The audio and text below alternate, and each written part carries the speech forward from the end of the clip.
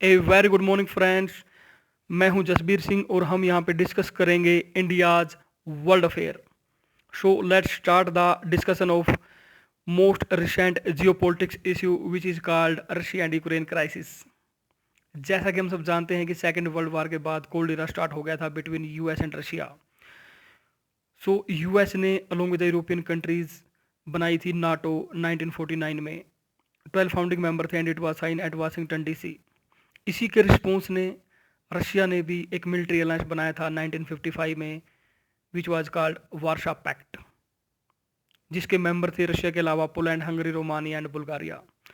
But in जैसा कि हम सब जानते ही हैं कि 1991 में यूएसएसआर का डिसइंटीग्रेशन हो गया। सो यूएसएसआर के डिसइंटीग्रेशन के साथ वार्शा पैक्ट भी डिजोल्व हो गया। But on the other hand if you see NATO, जिसके कि 12 ही फाउंडिंग मेंबर थे 1949 में, अब इसके मेंबर हो चुके हैं 30, including the 3 Baltic countries. Please mention in the comment section the name of the 3 Baltic countries.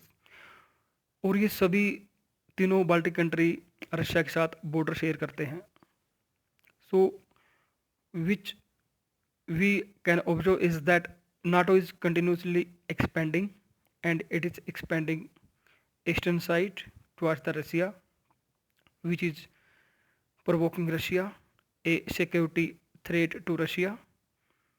जब ये 3 बाल्टिक कंट्रीज मेंबर बनाए तब रसिया इस सिचुएशन में नहीं था कि वो स्ट्रॉन्ग ऑब्जेक्शन रेज करे। बट अभी जो रिसेंट इशू है यूक्रेन का, हम यहाँ पे इसके इमीडिएट रीजंस को डिस्कस करेंगे।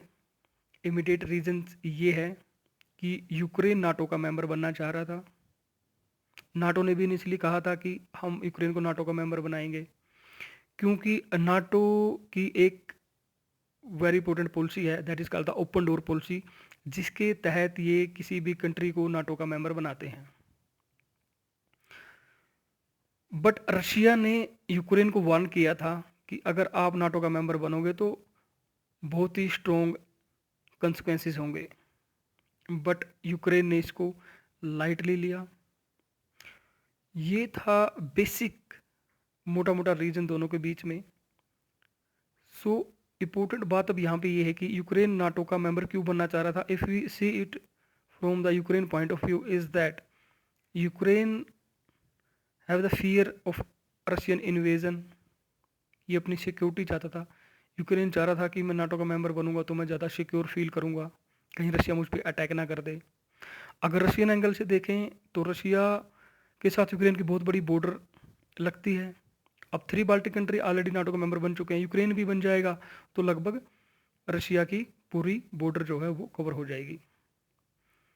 सो रशिया का ऑब्जेक्शन यहाँ पे जेन्युइन भी लगता है, क्योंकि सिक्योरिटी थ्रेट हो रहे हैं, सिक्योरिटी थ्रेट है रशिया के लिए।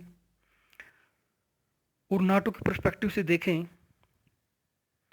तो वो तो डेफिनेटली एक्सपेंड करना ही चाहेंगे, अपनी रीच चाहेंगे, अपनी एसेस चाहेंगे रशिया के क्लोज जितना हो सके। बट दो मोटी बातें हम यहाँ पे ये भी समझते हैं कि नाटो का मेंबर बनने से क्या होता है। नाटो का मेंबर, नाटो जैसा कि हम जानते हैं स्ट्रॉन्ग मिलिट्री अलायंस है। नाटो का मेंबर बनने से क्या होता है कि किसी भी नाटो मेंबर कंट्रीज पे अटैक, मतलब नाटो पे अटैक, और नाटो के सब कंट्रीज को डिफेंड करने के लिए आएंगे first. Second thing is that if a country is a member of NATO, कोई भी कंट्री अगर नाटो का मेंबर है तो नाटो कंट्री वहाँ पे उस कंट्री की बॉर्डर तक अपने weapon system, missile, nuclear warhead लगा सकते हैं। अब सी देखियो, क्रिस्टल क्लियर है पिक्चर। अगर यूक्रेन नाटो का मेंबर बनेगा तो इसका मतलब है कि यूएसए यूक्रेन यूक्रेन अगर नाटो का मेंबर बनेगा तो यूएसए यूक्रेन की बॉर्डर पे अपने missile, weapon system, warhead, nuclear warhead ये सब लगा देगा। तो Russia definitely will not allow this. But Ukraine ने इसको लाइटली लिया, रसिया ने अटैक कर दिया। यूक्रेन ने मिस कैलकुलेशन ये किया कि शायद नाटो मुझे बचाने आ जाएगा, मैं नाटो का मेंबर बन जाऊंगा। बट ऐसा हो नहीं पाया, क्योंकि इन दिस क्राइसिस में तो डेफिनेटली नाटो यूक्रेन को अपना मेंबर नहीं बनाने वाले, क्योंकि अगर मेंबर बनाएंगे तो इसका सीधा सीधा मतलब ये बनता है कि नाटो मेंबर पे अटैक कर दिया रसिया ने। So according to the policy term and condition, NATO को आना पड़ेगा यूक्रेन को बचाने के लिए। और यूक्रेन को बचाने के लिए आने का मतलब है कि नाटो का रशिया के साथ डायरेक्ट कन्फ्रंटेशन, जो कि वो नहीं चाहते, क्योंकि western country economical point of view से ज़्यादा सोचते हैं। कोविड के बाद अभी सिचुएशन थोड़ी इम्प्रूव हुई थी, बेहतर हुई थी, सभी कंट्रीज की इकोनॉमिक जस्ट ग्रो करना स्टार्ट हुई थी। ऐसे में वार ले लेना, नो।